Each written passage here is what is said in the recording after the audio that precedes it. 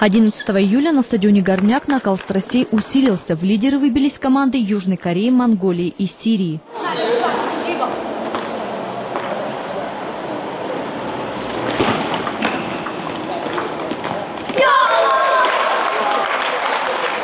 Спортсмены из Якутии всего год назад начали тренироваться как сборная команда, но уже успели показать пусть не лучшие, но довольно неплохие результаты.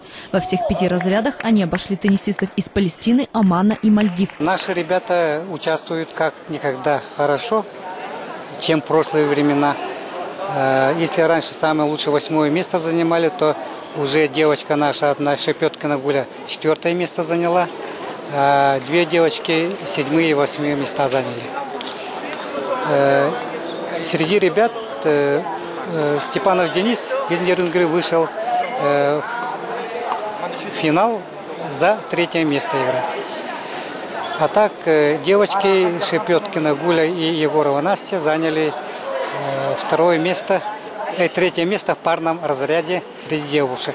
Лучшие результаты в этот день показали ребята из Монголии, Южной Кореи и России. Именно эти команды будут бороться за 1-е и 2-е места.